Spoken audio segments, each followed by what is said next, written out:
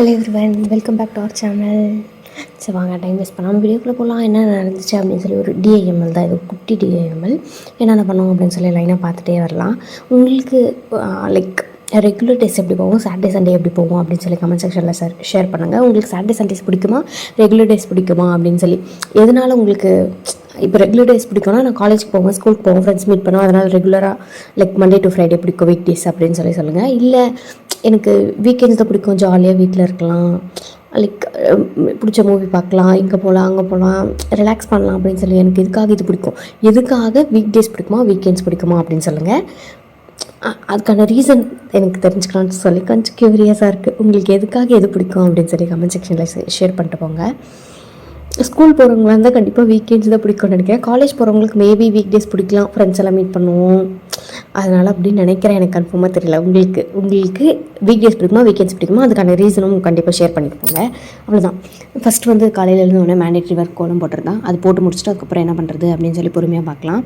இன்றைக்கி வந்து நான் உங்களுக்கு ஒரு ரெசிபி ஷேர் பண்ணியிருக்கேன், செம்ம சூப்பராக இருந்தது. அதை அப்படியே ஃபாலோ பண்ணி ஃபாலோ பண்ணி செஞ்சு பாருங்கள். ஷேர் பண்ணுங்கன்னு சொல்கிற மாதிரி செஞ்சு பாருங்கள், செம்ம சூப்பராக இருந்தது. இப்போ வீடியோ எடிட் பண்ணும்போது கூட இன்னொரு டைம் செஞ்சு சாப்பிடலாம் அப்படின்னு தோணும்ல, சில டிஷ் மட்டும்தான். அந்த மாதிரியான ஒரு டிஷ்ஷு ரொம்ப ஹைப் பண்ணுறேன்னு நினைக்கிறேன். சரி வாங்க, அது என்ன டிஷ்னு சொல்லி பொறுமையாக நான் உங்களுக்கு காட்டுறேன்.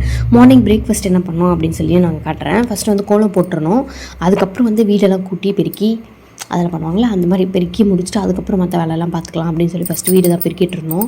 வீடை பெருக்கி முடிச்சுட்டு அதுக்கப்புறம் பிரேக்ஃபாஸ்ட் ரெடி பண்ணுறதுக்கு போயிடலாம் அப்படின்னு சொல்லி அன்றைக்கி வந்து கொஞ்சம் ஹெல்தி, எல்லாமே ஓரளவுக்கு கொஞ்சம் ஹெல்த்தியாக தான் சாப்பிட்டோம் அன்றைக்கி.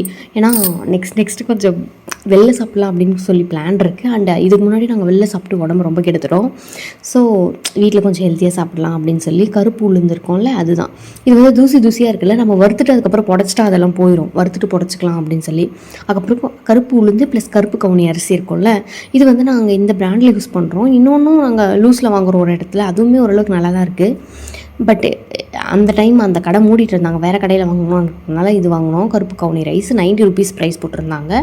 1/2 kg நினைக்கிறேன். இது நாங்கள் இந்த அரிசி தான் இப்போது இந்த மந்த் கரண்ட்டாக யூஸ் பண்ணிகிட்ருக்கோம்.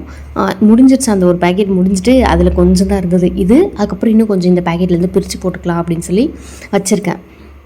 இந்த ரைஸ் நல்லா தான் இருக்குது. நீங்கள் வேணா ரொம்ப ஹெல்த் கான்ஷியஸாக மாறுறீங்க கொஞ்சம் கொஞ்சமாக அப்படின்னா இது வேணால் சூஸ் பண்ணிக்கோங்க. இது நல்லா தான் இருக்குது.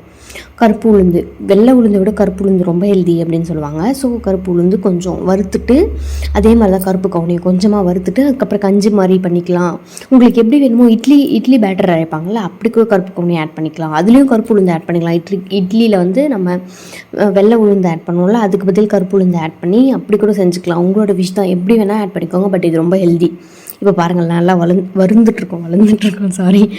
வறுந்துட்டுருக்கோம். இந்த மாதிரி நல்லா கொஞ்சம் வறுத்து அது கொஞ்சம் ஸ்மெல்லும் வரும், கொஞ்சம் கலருமே சேஞ்ச் ஆகிருக்கும். ஃபஸ்ட்டு பார்த்ததை விட உங்களுக்கு இப்போ பாருங்கள் டிஃப்ரென்ஸ் தெரியும் உங்களுக்கு லைட்டாக. இந்த மாதிரி வறுந்ததுக்கப்புறம் எடுத்து வச்சு நான் கொஞ்சம் ஆற வச்சிடணும். அரைக்கிறதுக்கு முன்னாடி கொஞ்சம் ஒரு மாதிரி கொரகொரப்பாக அரைச்சிக்கணும். புடைக்கிறதுக்காக மரத்தில் கொட்டி ஆற வச்சுருக்கேன். சும்மா புடச்சிக்கணும், தூசி பார்த்தோம்ல, அந்த தூசியெல்லாம் போகிறதுக்காக சும்மா புடச்சிக்கணும். அதே மாதிரி தான் அரிசி கொஞ்சம் போட்டுட்டு, இந்த கருப்பு கவுனி ரொம்ப ஹெல்த் பெனிஃபிட்ஸ் ஜாஸ்தி அப்படின்னு சொல்கிறாங்க. ஃபஸ்ட்டு நான் இது ஏதோ ஒரு ரீலில் தான் பார்த்தேன். ஃபஸ்ட்டு முன்னாடி மன்னர் காலம் ஆட்சி அந்த மாதிரி இருக்கும். அப்போ வந்து நார்மல் ஹியூமன் பீயிங்ஸ், லைக் எப்படி சொல்கிறது, ரொம்ப மன்னர்கள் அந்த மாதிரி ஆளுங்க மட்டும்தான் கருப்பு கவுனி சாப்பிடணும். நார்மலாக இருக்கிற பீப்புளில் கருப்பு கவுனி சாப்பிடக்கூடாதுன்னு ஒரு ரூல்ஸ் இருந்துச்சு. அது எந்த அளவுக்கு ஃபேக்கா என்ன சொல்லி எனக்கு தெரில அது. பட் அந்த மாதிரி ஒரு இன்ஃபர்மேஷன் நான் ரீல்ஸில் பார்த்தேன். அந்தளவுக்கு இதில் ஹெல்த் பெனிஃபிட்ஸ் ஜாஸ்தி அப்படிங்கிற மாதிரி.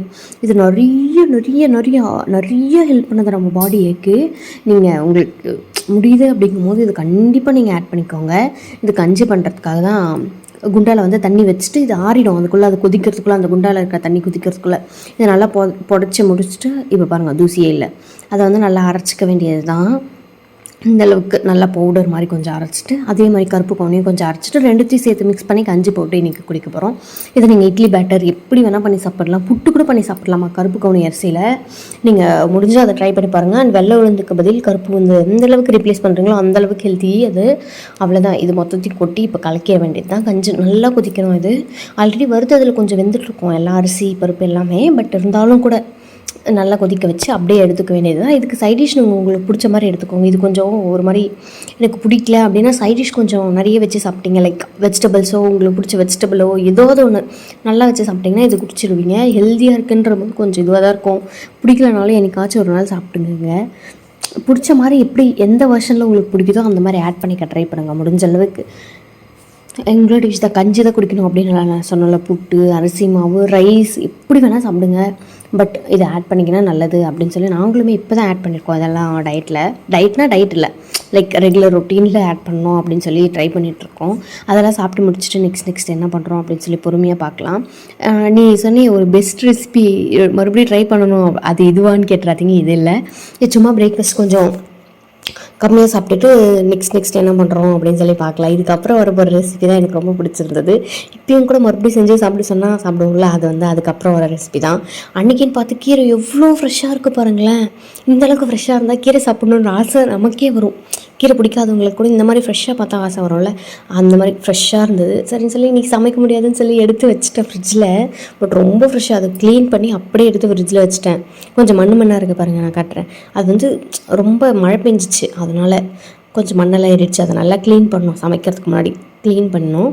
அதை எடுத்து வச்சுட்டு லைக் கிள்ளி மட்டும் எடுத்து வச்சுட்டு தண்ணியில் அழைச்சி எடுத்து வச்சோம்னா தண்ணியாக இருக்கும், சீக்கிரம் கெட்டு போயிடும் கீரை. ஸோ சாப்பிட்றதுக்கு முன்னாடி லைக் சமைக்கிறதுக்கு முன்னாடி அதை தண்ணியில் போட்டு அலசி வச்சுக்கலாம் அப்படின்னு சொல்லி அப்படியே எடுத்து வச்சுட்டேன். அதுக்கப்புறம் என்ன சாப்பிட்டோம் பார்த்துருப்பீங்க, அது என்னது நாவப்பழம், அது சாப்பிட்டோம். அதுக்கப்புறம் அரிசி புடைச்சி லஞ்சுக்கு அரிசி புடைச்சி எடுத்து வச்சுட்டு நெக்ஸ்ட்டு என்ன பண்ணுவோம் அப்படின்னு சொல்கிறது தான் இன்ட்ரெஸ்டிங்கான பார்ட். இது நான் கொஞ்சம் நல்லாயிருக்கும் அப்படின்னு சொல்லி இந்த கிளிப் எடுத்து நான் பார்த்துருக்கேன் நிறைய வீடியோஸில். இதையே எவ்வளோ அழகாக பண்ணுவாங்க அவங்க, பட் எனக்கு அந்த அளவுக்கு வரல. அது எப்படி பண்ணுறதுன்னு எனக்கு தெரியல. இப்போ தான் நான் கொஞ்சம் கொஞ்சமாக கற்றுட்ருக்கேன். நெக்ஸ்ட் நான் கண்டிப்பாக கொஞ்சம் பெட்டராக பண்ணுவேன்னு நினைக்கிறேன். பார்ப்போம். எனக்கு ஆசையாக இருக்குது அந்த மாதிரி கொஞ்சம் அழகாக கட்டணும், லைக் அந்த ஆங்கிளும் அழகாக இருக்கணும், நான் பண்ணுற விஷயமும் அழகாக இருக்கணும். இந்த எஸ்தட்டிக் வீடியோஸ் எல்லாம் இருக்கும்ல, ஏஎஸ்எம்ஆர் வீடியோஸ் எல்லாம் பார்த்துருப்பீங்கன்னு நினைக்கிறேன் நீங்களே. அந்த மாதிரி ஒரு நல்ல வீடியோ பண்ணணும் அப்படின்னு சொல்லி எனக்கு ஆசையாக இருக்குது. பார்ப்போம் எவ்வளோ சீக்கிரம் பண்ணுறேன் அப்படின்னு சொல்லி எனக்கு ஆசை அந்த மாதிரி பண்ணணும்னு சொல்லி. சரி வாங்க, அரிசியெல்லாம் ஊற வச்சுட்டு நெக்ஸ்ட்டு அந்த ரெசிபி சொன்னால அதுக்காக அந்த ரெசிபின்னு ரொம்ப ஹைப் பண்ணுற மாதிரி இருக்குது. எதுவும் இல்லை, மட்டன் சூப் தான். மட்டன் சூப் குடிச்சிட்டு அப்படியே அதை வச்சு மட்டன் சுக்கா அந்த மாதிரி பண்ணிடலாம் அப்படின்னு சொல்லி பிளான் பண்ணியிருக்கேன். எனக்கு ரொம்ப ஹைப் பண்ணுறதுக்கே ஒரு மாதிரி இருக்குது, அதனால தான் சொல்லிட்டேன். அதுக்காக தான் வெங்காயம் தக்காளி எல்லாம் தேவைப்படும்ல, அதெல்லாம் உரிச்சிட்ருக்கேன். இஞ்சி பூண்டு பேஸ்ட்டுமே ஆல்ரெடி அரைச்சி வச்சேன்னு சொல்லி ஒரு வீடியோ போட்டிருப்பேன், அதை தான் யூஸ் பண்ணிகிட்ருக்கோம். இப்போ வர ஒரு 1 வீக் கூட வரல, அது இப்போ தீர்ந்துருச்சது. அதை தான் யூஸ் பண்ணி அந்த ரெசிபி பண்ணியிருந்தேன். அந்த ஜிஞ்சர் கார்லிக் பேஸ்ட் அரைச்சி வச்சிட்டாலே கொஞ்சம் இந்த மாதிரி எது பண்ணாலுமே கொஞ்சம் ஈஸியாக இருக்க மாதிரி எனக்கு ஒரு ஃபீல். இல்லைனா அதுவே ஒரு பெரிய வேலை, அந்த பூண்டு உரிக்கிறதுக்கே எவ்வளோ நேரம் ஆகும், இஞ்சி க்ளீன் பண்ணி அதை அரைச்சி சில டைம் கரண்ட் வேறு இருக்காது, அது வேறு பெரிய பிரச்சனை. யூபிஎஸ்சில் மிக்ஸியும் போட முடியாதா, ஸோ பெரிய ப்ராப்ளமாக இருக்கும். இஞ்சி பூண்டு பேஸ்ட்டை மட்டும் இருந்தால் எப்படி ஆச்சுன்னு அதை மேனேஜ் பண்ணிடலாம் அப்படின்னு சொல்லி கொஞ்சம் முடிஞ்ச அளவுக்கு அரைச்சி வச்சுறது எப்போவுமே. ஆனால் ஃப்ரெஷ்ஷாக பண்ணி போட்டால் அது செம்ம டேஸ்ட் தான். பட் இருந்தாலும் பரவாயில்ல, நீங்கள் ஒர்க்கிங் இல்லை உங்களுக்கும் இந்த மாதிரி தான் அரைச்சி வைக்கிறது கஷ்டமாக இருக்குது அப்படின்னா நீங்கள் பேஸ்ட் மட்டும் அரைச்சி ஒரு 1 வீக் அப்படி ஸ்டோர் பண்ணிக்கிற மாதிரி குவான்டிட்டியில். உங்களுக்கு தெரியும் இல்லை ஓரளவுக்கு இந்த அளவுக்கு காலியாகும் அப்படின்னு சொல்லி ஒரு 1 வீக் அளவுக்கு ஸ்டோர் பண்ணி வச்சுக்கோங்க. நான் அப்படி தான்ப்பா அதுதான் போட்டுட்ருக்கேன். இஞ்சி பூண்டு பேஸ்ட்டு ஃபஸ்ட்டு மட்டன் நல்லா வாஷ் பண்ணிவிட்டு, பார்த்தாலே தெரியும் எந்தளவுக்கு வாஷ் பண்ணியிருக்கான்னு சொல்லி, நல்லா வாஷ் பண்ணிவிட்டு அதில் ஜிஞ்சர் கார்லிக் பேஸ்ட் போட்டு இது நல்லா தண்ணி விடுறதுக்கு முன்னாடி மட்டன்லேயே லைட்டாக தண்ணி இருக்கும், அந்த தண்ணியிலே நம்ம இது பண்ணணும், நல்லா மிக்ஸ் பண்ணணும். கொஞ்சமாக அரைச்ச வெங்காயம் பேஸ்ட்டு, அரைச்ச தக்காளி பேஸ்ட் இன்னும் கொஞ்சம் கூட ஆட் பண்ணிக்கோங்க. உங்களுக்கு சூப் எந்தளவுக்கு குவான்டிட்டி வேணுமோ அந்தளவுக்கு ஆட் பண்ணிக்கோங்க. மட்டன் இதுலேயே நல்லா வதங்கணும், லைக் இஞ்சி பூண்டு பேஸ்ட் நம்ம வதக்கும்ல, அதை தனியாக போட்டு எண்ணெய் போடாமல் வதக்கணும் அப்படின்னா தீஞ்சு போயிடும். அதுக்காக தான் மட்டனும் கூட சேர்த்துருக்கேன். அண்ட் மட்டன் வதக்கிட்டு செய்யும் போது செம்மையாக இருக்கும். மஞ்சள் தூள் அப்புறம் கரம் மசாலா ஹோல் ஸ்பைஸ் இருக்கும்ல, அது போட்டுட்டு நல்லா வதங்கணும். இது மட்டன்லேயே லைட்டாக தண்ணி வரும், அந்த தண்ணியிலே வதங்கிச்சுன்னா போதும். நல்லா வதக்கிட்டு அதுக்கப்புறம் தான் நீங்கள் சால்ட் லைட்டாக ஆட் பண்ணணும், அந்த மட்டனுக்குள்ளே சால்ட் இறங்கணும்ல, அதுக்காக. அந்த சூப்புக்காகவும் எவ்வளோ குவான்டிட்டி தேவையோ அவ்வளோ ஆட் பண்ணிக்கோங்க. அப்படி தான் ஆட் பண்ணுறேன். சால்ட் ஆட் பண்ணிவிட்டு நல்லா மறுபடியும் கலந்து விடுங்க. இது மட்டன்லேருந்து வர தண்ணியே, சிக்கன் அளவுக்கு தண்ணி வராது மட்டனில், பட் வரும் கொஞ்சம். அப்புறம் அந்த தண்ணியெல்லாம் சுண்டி முடித்ததுக்கப்புறம் நீங்கள் தண்ணி ஆட் பண்ணி எந்த அளவுக்கு உங்களுக்கு சூப் வேணுமோ அந்த அளவுக்கு ஆட் பண்ணிக்கோங்க. அவ்வளோதான், இந்த சூப் ரெடி. இதுக்கப்புறம் இறக்கும் போது பெப்பர் தூளும் அது பேர் என்ன, கொத்தமல்லி கருவேப்பிலை அது போட்டிருக்கேன். கருவேப்பிலை போடலைன்னா கூட நீங்கள் கொத்தமல்லி மட்டும் போடுங்க, செம்ம ஸ்மெல்லு. இது ரெண்டும் போடும்போது அப்பா பெப்பர் அப்படியே அந்த காரத்துக்கு இவ்வளோ டேஸ்ட்டாக இருந்தது தெரியுமா அந்த சூப். ஜஸ்ட் சிம்பிள், ரொம்ப ரொம்ப ரொம்ப ரொம்ப சிம்பிள், பட் ரொம்ப ரொம்ப ரொம்ப டேஸ்டியாக இருந்தது. நீங்கள் கண்டிப்பாக அதை ட்ரை பண்ணுங்கள். இதில் வர தண்ணி வந்து நான் வந்து அந்த லைக் எண்ணெய் மாதிரி ஒன்று இருக்குல்ல, அது வந்து மட்டன்லேருந்து வர கொழுப்பே. நான் வந்து எண்ணெய்லாம் எக்ஸ்ட்ரா ஆட் பண்ணவே இல்லை. அதெல்லாம் சாப்பிட்டு முடிச்சுட்டு சரி கொஞ்ச நேரம் இப்படி போயிட்டு அப்படி வரலாம் அப்படிங்கிறதுக்குள்ளே என்ன மழை அப்போ சாமி. கொஞ்ச நேரத்தில் வந்துடுச்சு மழை. நான் வந்து ட்ரெஸ் காய வச்சுருந்தேன். சரி மழை வராது, கொஞ்சம் வானம் மூடிட்டு தானே இருக்குது அப்படின்னு சொல்லி பார்த்தா, நான் போய் ட்ரெஸ்ஸு எடுக்கிறதுக்குள்ளே ஃபுல் ட்ரெஸ்ஸு நனைஞ்சிருச்சு. காஞ்ச ட்ரெஸ்ஸு, இந்தளவுக்கு காஞ்ச ட்ரெஸ்ஸு இந்தளவுக்கு நனைஞ்சிருச்சு.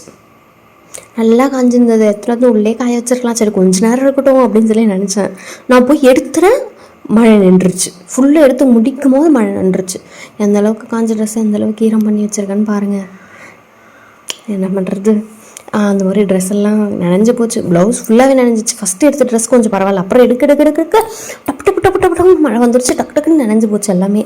சரின்னு சொல்லி அதெல்லாம் எடுத்துகிட்டு வந்து காய வச்சுட்டு அப்புறம் போய் பார்க்குறேன் மழை நின்றுச்சு. இதில் ஒரு பெனிஃபிட் தான் இருக்குது. என்னென்னா இந்த செடியெல்லாம் ரொம்ப ஃப்ரெஷ்ஷாக இருக்குது. இது வந்து நம்ம வீட்லேயே வளர்க்குற செடி. புல் மாதிரி தான் தெரியுது, பட் அதில் வெண்டைக்காய் செடி அந்த மாதிரிலாம் செடி இருக்குது. அதில் வெண்டைக்காவுமே இருக்குது. வெண்டைக்காய், பச்சை பயிறு, அந்த மாதிரி நிறைய செடி இருக்குது. கீரை கூட இருக்குது. கீரையோட விதை வந்து மறுபடியும் வளர்ந்துருக்கு அப்படின்னு சொல்லி நான் உங்களுக்கு ஆல்ரெடி மென்ஷன் பண்ணியிருப்பேன். அதே மாதிரி தான் இங்கே விட்டுருக்கோம்.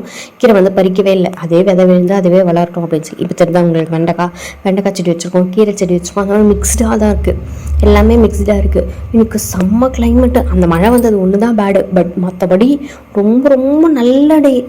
அதுக்கப்புறம் மழை நின்றுச்சு. நம்ம ட்ரெஸ் இருக்க வரைக்கும் தான் மழை வந்துச்சு. ட்ரெஸ் எடுத்ததுக்கப்புறம் மழையே வரல. அதுக்கப்புறம் மேலே போய் வாக்கிங் போயிட்டு அப்படியே ரிலாக்ஸ்டாக அன்றைக்கி நைட்டு போச்சு. செம்ம சூப்பராக இருந்தது. நிலாவுமே அன்றைக்கி பௌர்ணமி வரவா, செம்ம சூப்பர். சொல்லவா வேணும் நிலாவை அழகாக பார்க்குறதுக்கு. அப்படியே பார்த்துட்டு வாக்கிங் போயிட்டு அப்படியே டே போயிடுச்சு. அவ்வளோதான். இன்றைக்கி வீடியோ இன்னொரு வீடியோ வந்து மீட் பண்ணுறேன். Until then, bye bye. See you soon.